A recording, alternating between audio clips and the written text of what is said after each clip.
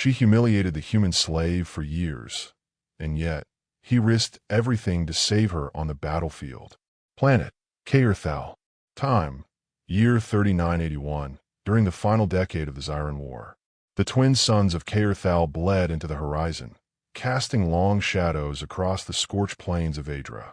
Ash hung in the air like ghostly snow, soft and slow, carrying the scent of plasma burns and dry blood. In the distance, black silhouettes of broken warships loomed like the skeletons of dead gods. The ground rumbled occasionally, not from bombs, not anymore, but from the machines of cleanup crews gathering the wreckage of the latest battle. Kaerthal was tired. So was everyone on it. Queen Saelzyra stood at the edge of a cliff that overlooked the Valley of Corpses. She didn't flinch at the sight of death. She had commanded thousands into it. Her skin, a deep cerulean blue, shimmered beneath tight plates of armor etched with glowing runes. Her scales caught the dying sunlight like shards of glass, and the long reptilian tail, coiled behind her, moved with regal precision. She was beautiful, dangerous, unquestioned, but beneath the silver crest that crowned her head, her right eye twitched. The pain was back, a sharp nerve spike that started in her lower spine and spread like fire. She refused to show it, not to her soldiers, and definitely not to the slave behind her. He stood 5 paces back, silent, his wrists bound by a thin energy chain that buzzed faintly in the wind. His name was Jace Warren, born in what used to be Texas, long before Earth lost the war, and its people were scattered like seeds across Zyran-controlled space. He was tall, lean, dust-covered, and human to the core. Dark hair matted from days without washing, a scar over one brow from a previous lesson, and hands still raw from digging trenches during the bombardment. He hated her, or he wanted to, but he also couldn't stop looking at her. That posture, that impossible blend of violence and elegance. It disgusted him. She turned suddenly. "Slave," she said, her voice sharp, accented, and laced with something like contempt. "Why are you staring?" He said nothing, not because he feared her, not anymore, but because speaking wouldn't change anything. He was property, bought, tagged, and registered under her command during the annexation of Earth colonies on Mars orbit. He had watched his brothers die in cages. He had stopped asking why a long time ago. "I could have you whipped for silence," she added, stepping closer. Her armor hissed with each motion. She was injured. He could see in the way she favored one leg, though she tried to hide it. "I wasn't staring," he replied evenly. "I was wondering how many you let die to win this valley." A dangerous glint flashed in her golden eyes, but she didn't strike him. Not this time. She smirked instead, a slow, cruel curl of the lips. All of them, if it meant one more victory. She turned away again. The wind whipped around her cloak. Her tail swayed with quiet menace. That night, inside the mobile command dome, the wounded were processed. Saelzyra sat in silence on her elevated throne-like seat as physicians applied a nerve patch to her lower back. They didn't dare speak unless spoken to. Her scales had been torn. The armor melted against her hip during the last burst. She refused full treatment. "Weakness is remembered," she had said. The only one in the room who didn't look away was Jace. He stood by the doorway, chained but unblinking. "You think I'm a monster," she said, not looking at him. "I know you are. You'll die here," she said simply. "In service. Forgotten." "I already died," Jace said. "You just haven't noticed yet." She laughed, cold and hollow. Hours later, a surprise skirmish shattered the edge of camp. Explosions rocked the earth. Sirens screamed. Saelzyra rose too fast. Pain flared through her spine. She stumbled, dropped to one knee, and hissed in agony. An enemy scout unit had broken through the perimeter. The dome cracked under weapons fire. And that's when Jace ran. Not away. Toward her. Weapons flashed as the ceiling began to collapse. A chunk of steel broke loose from the scaffolding and shot toward the throne like a blade. She didn't see it coming, but Jace did. In one breath, he lunged, chains sparking, and threw himself over her, taking the full brunt of the impact. They fell hard. The metal sliced his back open. Her eyes widened, shocked, not by the pain but by him. Blood. His blood. Hot on her scales. For the first time, she saw his face this close. Human. Mortal. And completely insane. He groaned, half-conscious. "You should have let it hit you," he said through his teeth. And then darkness took him. Jace woke to the sound of claws scraping against stone. Not natural, deliberate, ritualistic. When he opened his eyes, he saw the inside of a makeshift medical tent flickering with bluish smoke and the shadow of something massive moving just outside. He tried to move, pain. Fire lit up his spine like someone had cracked it in two places. His back burned, but he was alive. Why? The last thing he remembered was impact, the roof collapsing, and then darkness. And her. Was she still alive? "You're lucky to be breathing, human." The voice came from the far corner. He turned his head slowly and saw her. Salzura, seated on a rigid bench, armor removed, her blue scales gleaming under the torchlight. The wound at her side was sealed with a pulsing black gel. She watched him like he was some strange creature, an unsolved riddle. "You threw yourself over me like a feral beast," she said coldly. "Why?" He didn't answer immediately. His eyes checked his wrists. No chains. "That was odd." "Because you didn't see it coming," he said, coughing up dry blood. "I did." "You're a slave. You don't have permission to see." Jace laughed, even through the pain. "I'm only your slave on paper, not in my head." She held his gaze for a long, silent moment. Just the low hum of a perimeter field breaking the tension between them. "In your culture," she said, almost curious, "is it common to risk your life for someone who despises you?" "No," he answered. "But sometimes we do it anyway." She didn't reply. Instead, she rose slowly. Her movements were shaky. Even with advanced biology, she was badly hurt. She tried to hide it, but Jay saw her favoring her right leg. Her tail lacked balance. "What?" he said, voice hoarse. "Your pride broke with your ribs." She turned slowly, and for a moment he thought she'd strike him. But she didn't. She only looked at him with something strange, anger, confusion, and maybe doubt. "You are not special, human," she said firmly. "Your people are weak, sentimental, obsessed with illusions of honor and mercy. That's why you lost the war." "Maybe," he said, staring her down. "Still, I'm the one who saved you." Silence. Heavy. Crushing. The next day, she called the Blood Council. Jace was summoned to observe. Not to speak, just watch. Chained again, this time more loosely, almost symbolically. The council chamber inside the makeshift command dome thrummed with psychic tension. The high-ranking Zyran warriors stared at Jace like a roach crawling across sacred stone. His presence was offensive. "The queen must explain herself," growled General Karin, a towering brute with black scales and battle scars across his chest. "Why is this primitive here? He should be in the mud, not among leaders." Salzira didn't blink. "He saved my life. None of our own were near." None moved. He did. A wave of murmurs passed through the chamber. "Unacceptable. A slave breaking protocol of 1,000 years. A human saving a Zyran queen? You are weakened," Karin said. "Your judgment is compromised. Don't confuse biological impulse with loyalty." "He didn't act out of loyalty," she replied. "He acted out of choice. And that interests me." Later, Jace was dragged back to his cell by 2 guards. That night, she came to him. For the first time, without her armor. Just a plain gray robe, her body covered in old scars and signs of war. He looked at her differently. Not as a queen, as someone just as broken as he was. "They want me to execute you," she said, sitting on the cold floor outside his cell. "To preserve the caste's honor." "You gonna do it?" he asked flatly. "I don't know," she answered. Silence filled the space between them. The tension still lived, but something else was forming beneath it. Curiosity. "Why'd you really save me?" she asked again, softer now. Almost human. He sighed.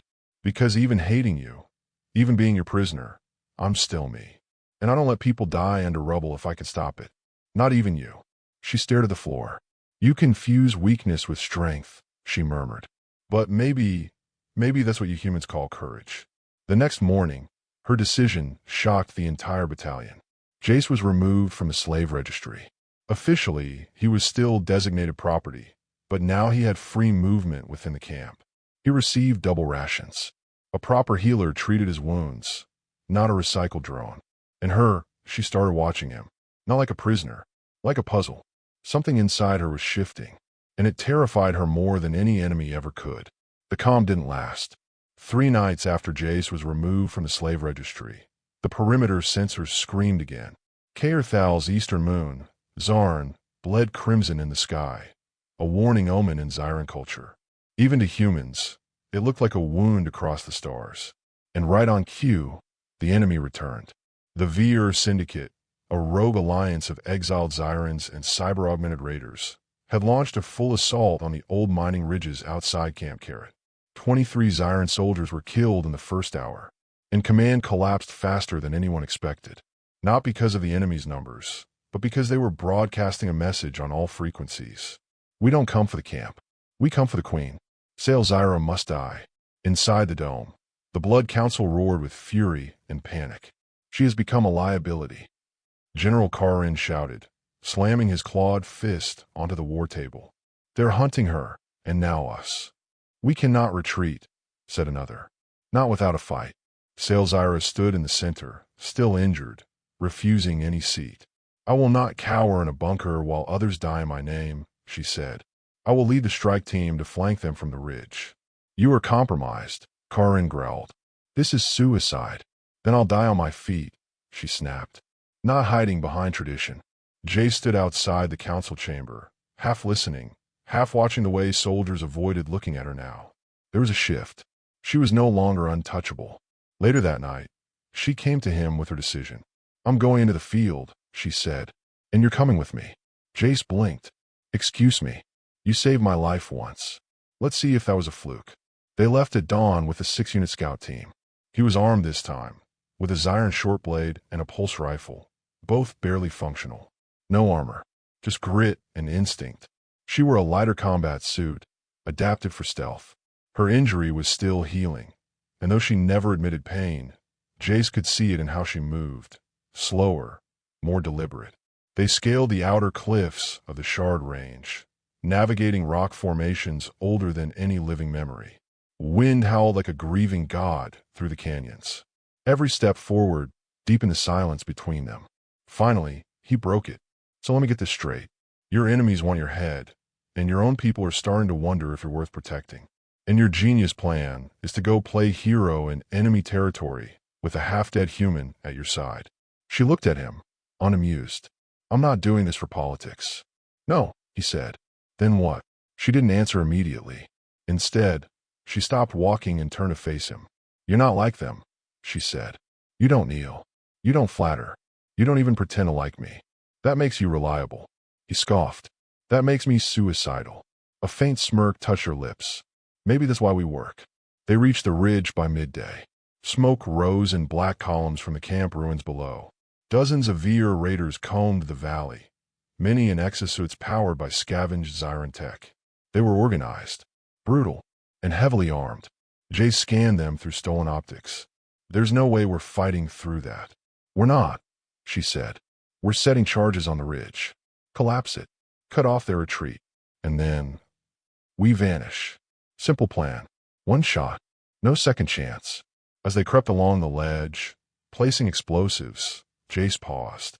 You know they'll come for you again. Yes. And you'll keep fighting. I must.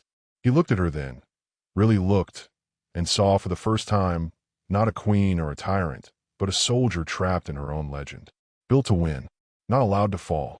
You ever get tired of being invincible? He asked. Her golden eyes met his. I was never invincible. Just unchallenged. The ridge trembled when the explosives went off. Rock shattered.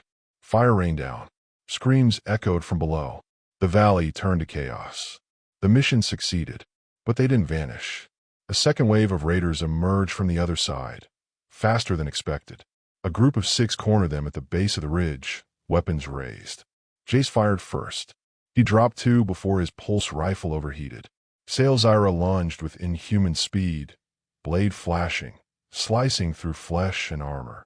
Her tail cracked another across the skull, but one got through. A rail dart struck her shoulder.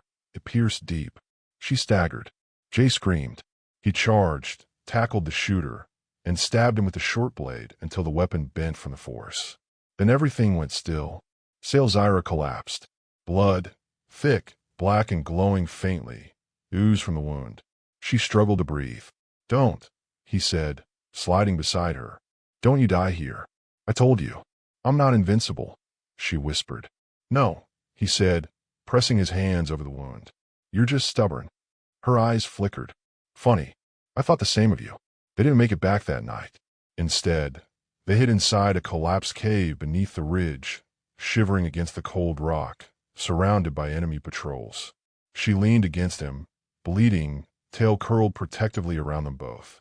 And for the first time since the war began, Jace forgot about cages and chains. And she forgot about thrones and power. There was only survival, and the quiet ache of something starting to grow, something neither of them could name. Yet, the rain came without warning. Caerthal's storms were sudden and punishing, acidic, violent, thick with static. Lightning danced across the broken skyline like veins of angry light. The cave shook under distant thunder, and every few minutes, flashes revealed the full damage around them. Jay sat with his back against the wall, breathing hard. He'd stayed awake all night, watching over Zaira. Her body burned with fever, her wound pulsing with dull, glowing veins beneath the skin, Zyran blood reacting poorly to the rail dart's alloy. He didn't know much about her biology, but he knew this. She was dying. Her eyes fluttered open around dawn. The light from the storm illuminated her face. Sweat glistened on her blue skin, and her tail was coiled tight, twitching. You're still here, she murmured. Yeah, thought about leaving, he said, tone dry. Didn't. Her voice was weak, brittle. What? Jace chuckled, exhausted, still figuring that out.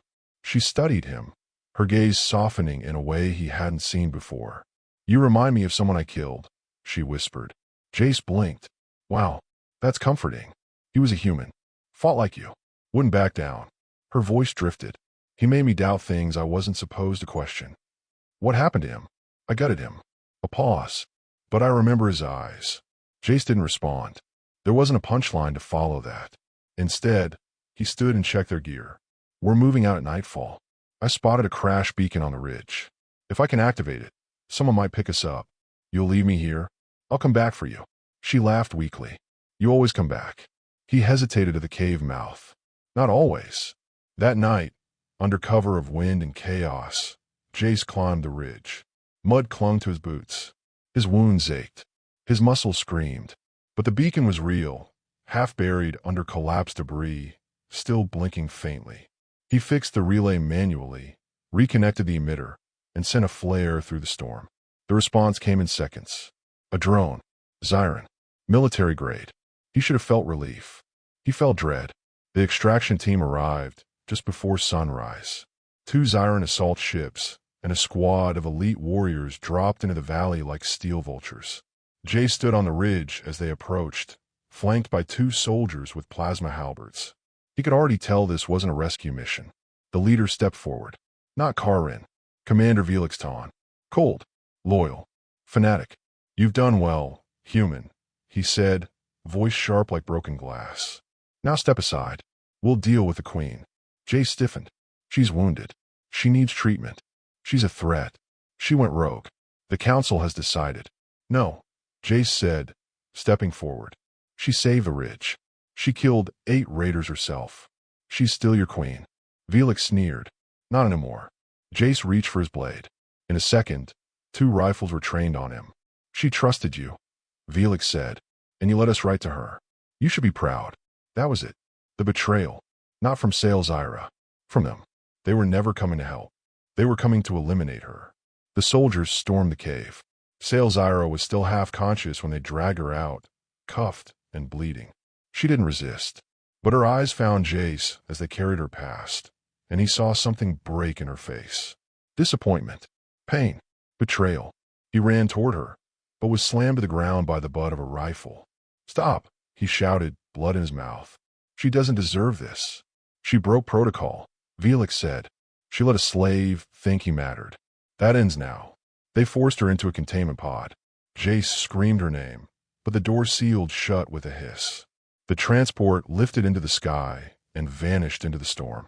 He was left in the mud, alone. The next 3 days blurred.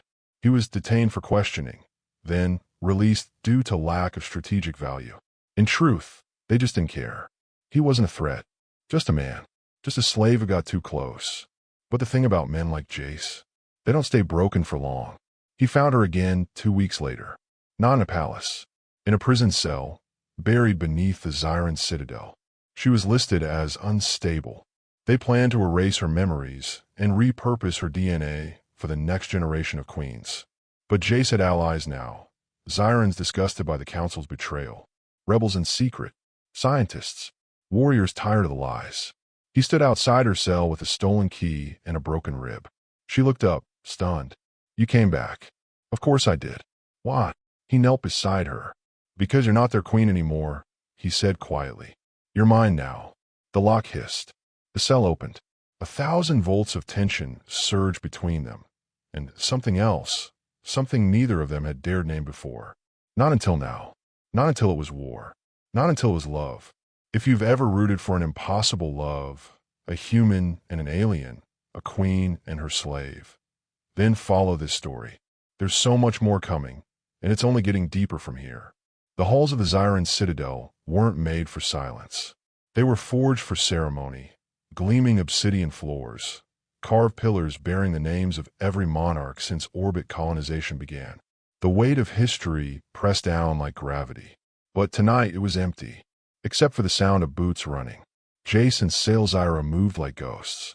She leaned on him more than she wanted. Her strength hadn't returned. Her body still bore the signs of imprisonment. Her scales dulled, her posture wounded.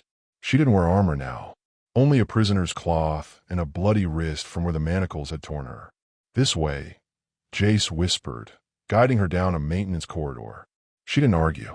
That alone said everything. The plan was simple. Reach the hangar, hijack a transport, burn the launch codes before they could be tracked. It would have worked if the guard hadn't changed rotation early. They turned the corner into 3 armored soldiers. Freeze. No time. Jace fired first. His pulse blast hit the center one in the throat, short-circuiting his respirator. Zyra lunged at the others, grabbing one by the helmet and slamming him against the wall. The last soldier managed to fire. The bolt struck her thigh. She collapsed. Jace screamed. He didn't remember killing the guard. Only the sound of bone cracking under his fists. Then silence. Then blood. He dropped beside her. Sail. Hey, stay with me. She growled, pain burning through her voice. Keep moving. He wrapped her arm over his shoulder. Carried her, one step at a time. The hangar bay was chaos. Engines roared. Drones whirled. Sirens blared. Jace's contact, Saris, a Zyran technician with cybernetic lungs and a hatred for the council, stood waiting by a low-tier shuttle, typing furiously into a hacked command console. You're late, she barked, then saw the blood. You're bleeding all over the queen. She's bleeding all over me, Jace grunted. Charming, Sarah said, throwing a field kit at him. Patch her. Launch is in 90 seconds. Jace laid Zyra onto the floor of the shuttle. Her breath came shallow. Her scales fell cold. He sealed the wound with a gel pack and held her hand. You still with me? Her eyes flickered open.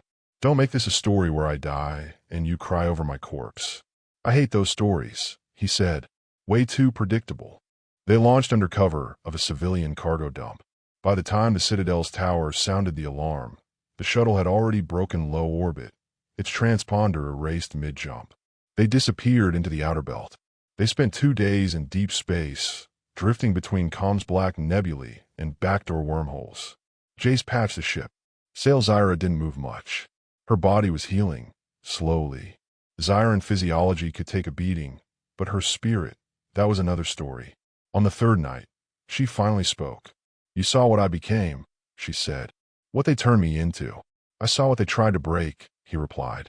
She looked out the viewport at the endless black. You think I can come back from this? I don't think you have to. She turned to him. Then what do I become? Something new, he said. Later, in the galley, he found her standing, barefoot, leaning on the wall. Her posture was off, not from pain, from memory. When I was a child, she said, I was told that Zyran queens don't get rescued.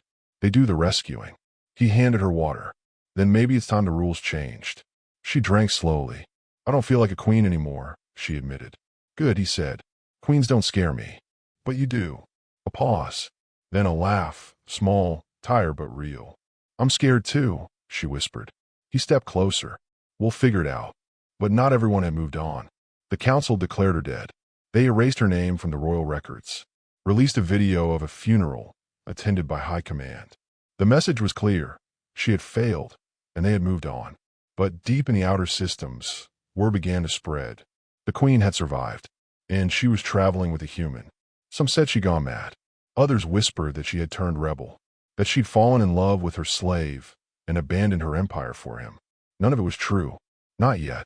But the stories had power, and power doesn't go unnoticed. They landed on a mining moon known as Hessek 9, a place where refugees, deserters, and the forgotten clung to survival like mold to metal. They needed supplies, rest, disguise. They found more than that. They found followers. The first was a retired Zyran medic who recognized Sail Zyra instantly and knelt without hesitation. Then came a pair of human engineers who offered fuel in exchange for nothing but truth. They had lost everything in the war, and she had once been their enemy. Now, she was the only one who'd ever stepped off the throne. Inside a dim-lit bar, Jace watched her speak with a group of scavengers. She no longer carried herself like a queen, but she didn't kneel either. She listened, asked names, learned what had been done in her name. Later, when she returned to their quarters, she was quiet. "You look different," Jace said. She nodded. "I feel human." He looked at her. "You're still blue. Still terrifying." She smiled. "So are you." He laughed. "I'm not blue." "No," she said softly. "But you terrify me." That silenced him. Then she stepped closer, her voice almost a whisper. "But I trust you." It took 3 days on Hessek, 9 for the dust to settle in their lungs, and almost a week for the bleeding to stop. The mining moon had no clean skies, no government, and no mercy. But what it did have, hidden beneath the wrecked industries and rusting towers, was something else entirely. Freedom. No one cared who you were out here, just what you could offer and what you were willing to risk. It was the perfect place for ghosts like them. Sail Zyra spent most of her time underground. In the refitted cargo bay, they turned into a secure hideout. Her wound had mostly closed, but she still moved with caution, as if remembering pain. Jace worked above, gathering contacts, rerouting communications, and buying parts from smugglers to keep their ship ready. He never stayed gone long. Not since the night she whispered she trusted him. Not since something began to shift between them. Quiet, slow, but impossible to ignore. They weren't rebels. Not yet. But the pieces were forming. Whispers from deserters. Pilots offering to fly under false tags. Former royal guards who'd rather die free than bow again. Sail Zyra listened to them all. But she said little. Not because she didn't care, because she didn't know who she was now. Jay saw it. And one night, under the low light of the repurposed galley, he finally said something. "You don't have to lead an empire. You just have to lead yourself." She looked up from the glowing map in front of her, tracing star lanes that had once been patrol routes. "Do you know how many died because of me?" "Yes," he said. "I was there, remember?" She almost smiled. "But you're still here," she said quietly. "I'm still here," he replied, "because the woman I see now isn't the one who gave those orders." Sail Zyra leaned back in the chair, exhaling. Her tail twitched slowly. "Then who am I, Jace?" He didn't answer right away. Instead, he stepped closer, placed a hand on the table, and met her eyes. "You're someone who could have let me die, but didn't. Someone who could have stayed in power, but chose the truth instead. You're someone who saved me the second time by letting me save you. And if that makes me weak," he shook his head, "it makes you alive." Their alliance became a rhythm. Jace would scout. Sail Zyra would strategize. She began training again, harder than before, not because she wanted revenge, but because she needed clarity. She sparred with him daily. At first, she dominated, but he adapted quickly, and after a week, she took a hit to the shoulder that made her grunt in surprise. He helped her up, grinning. That was for the years of verbal abuse. She narrowed her eyes. "You deserved most of it." "Maybe," he said, "but not all of it." Their hands lingered too long when they touched now. Their arguments were sharper, but the silences afterward were full of something unspoken. Jace knew it, and so did she. One night, as a storm tore through the metal spires above, Jace returned from a supply run with blood on his shirt. She saw it instantly and moved toward him. "You're hurt." "It's not mine." She relaxed half a step, then caught the look in his eyes. What happened? A bounty hunter. Heard the council was offering 10,000 credits for proof you're alive. She didn't ask if he killed a hunter. She knew, and something inside her cracked. You shouldn't have to do this, she said, turning away. I don't have to, Jace said. I choose to. She froze, then turned back to him, her voice low and steady. Why? He stepped closer, inches away now. Because this stopped being about survival a long time ago, he said. I'm not just here because I escaped. I'm here because I found something worth staying for. She didn't flinch, but she was trembling, so subtly even he almost missed it. Jace, I don't need an answer, he said quickly. I just need you to know. She reached up, touched his chest lightly, over the scar from their first mission together. I never thought I could trust someone who wasn't Zyron. He covered her hand with his. You didn't. You trusted me. Later, they sat side by side in the dim-lit quarters of the ship, watching a flickering transmission of a distant uprising on a farming moon. Zyron's citizens and humans had joined forces. No leaders, no titles, just people, fighting for their own damn future. Sail Zyra spoke first. This is happening everywhere. Yes. They're not waiting for me.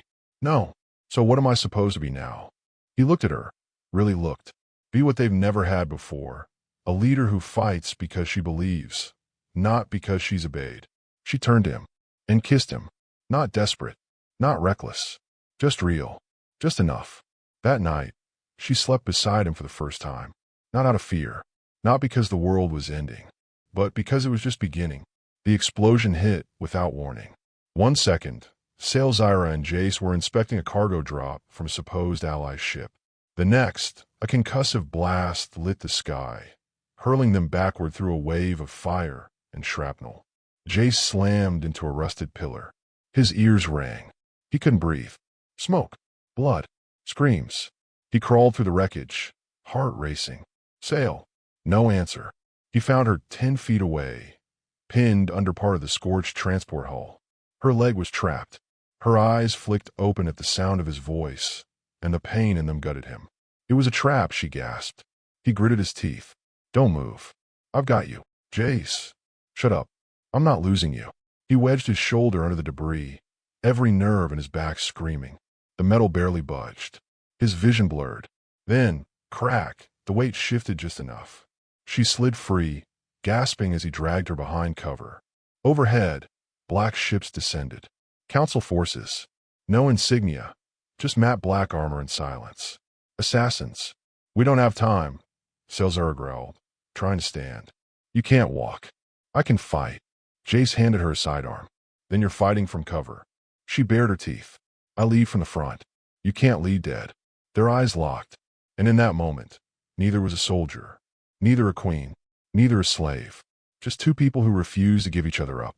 The first wave came fast. 5 Zyron operatives with cloaking rigs and sniper rifles. Jace took the left flank. Sail Zyra hit the right, dragging her leg, blood staining the ground. She was limping, but she was lethal. Her first shot dropped a soldier mid-leap. Her second ricocheted off a wall and hit another in the throat. Jace tackled one near the perimeter, jamming a blade into his armor joint and twisting until something snapped. But there were too many. One broke through the smoke and tackled Jace, slamming him into the wall. The assassin raised a serrated blade. Bang! The head snapped back, collapsed. Sail Zyra lowered her pistol, arm shaking. You owe me another life, she muttered, then collapsed to her knees. They dragged themselves into a service tunnel, sealing the door with a melting charge. Jace collapsed beside her, blood dripping from his mouth. You still breathing? Barely. Still beautiful. She laughed, coughing. Idiot. He reached for her hand. Her fingers gripped his like a lifeline. Why are they hunting us this hard? He asked. Because I'm not a symbol anymore, she said. I'm a threat. And me. She looked at him. You're the reason I didn't let them win. The tunnel lights flickered. Power failing. Oxygen limited. And still, they leaned into each other. Jace, she said quietly. Yeah. If I die here, you won't. Listen to me. He looked at her. Golden eyes, glassy but burning. I need you to promise something. He nodded.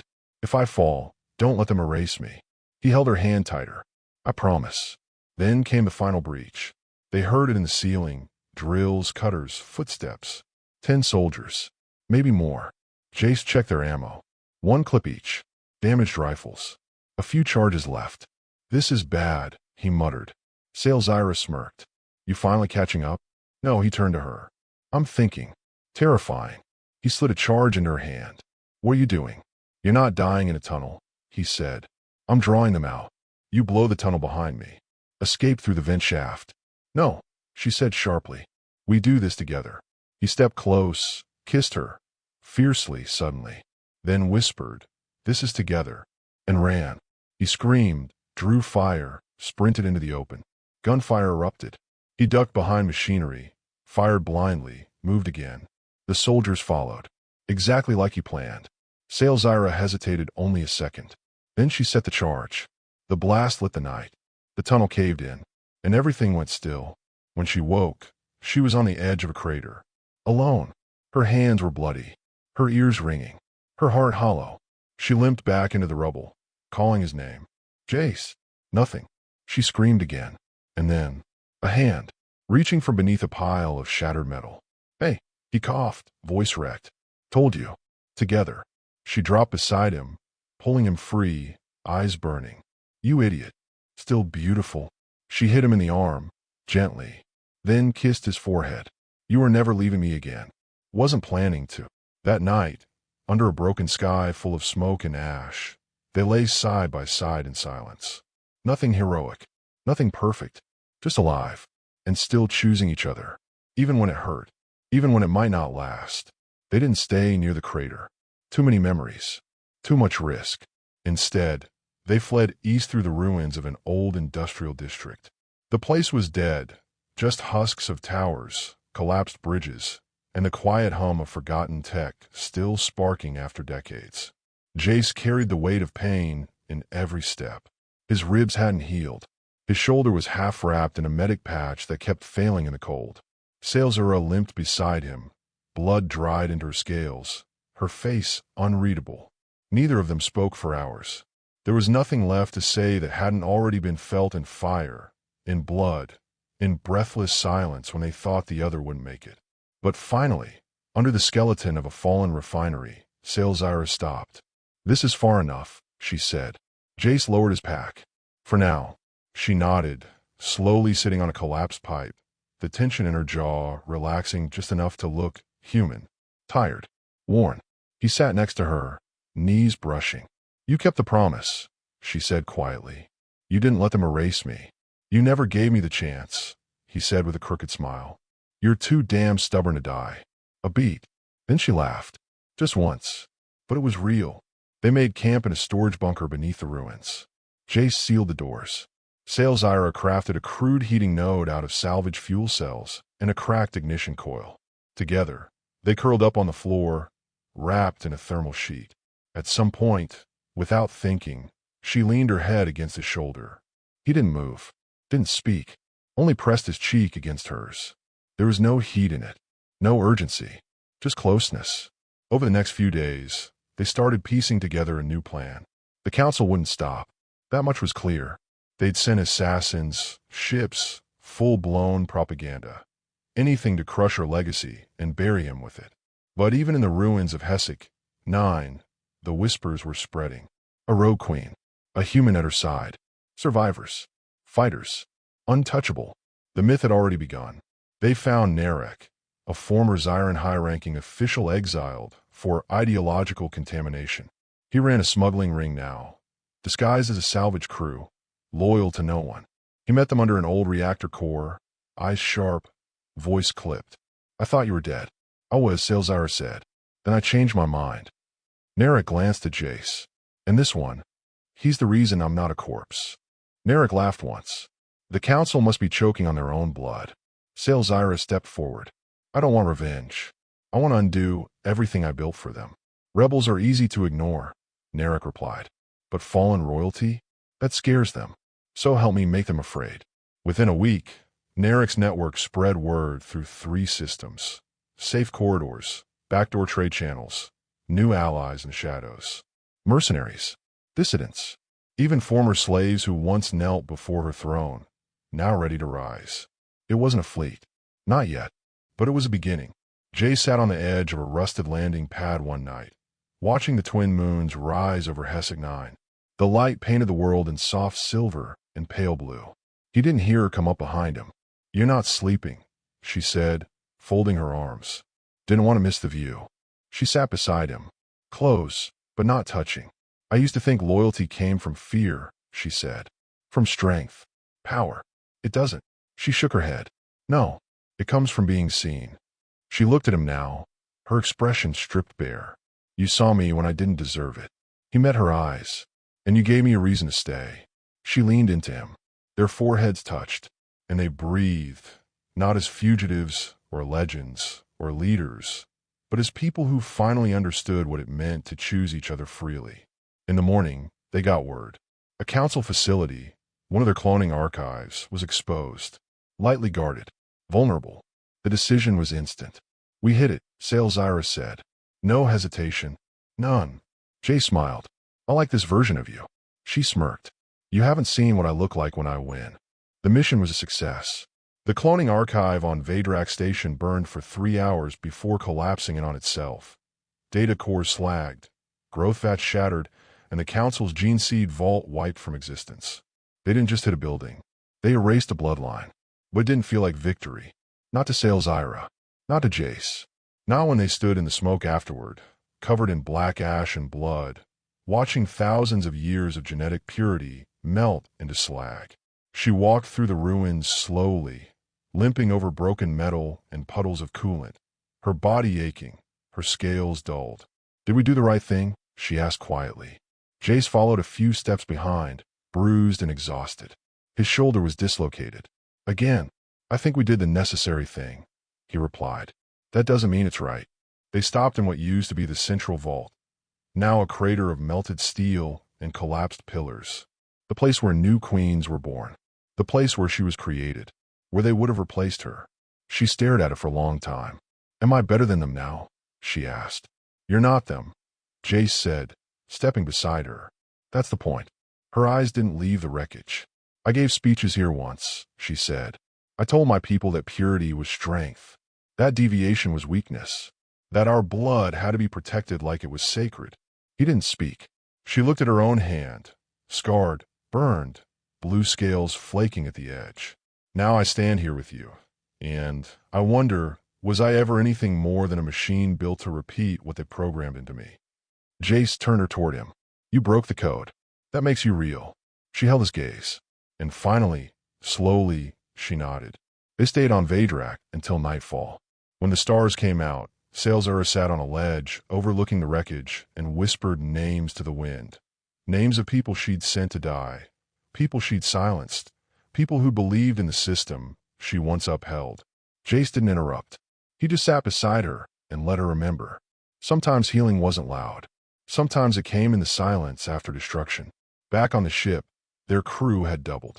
Former Zyran officers, human defectors, and hybrid engineers who never felt at home anywhere else. No one asked who was in charge. They just followed. Not because they were afraid. Because they believed.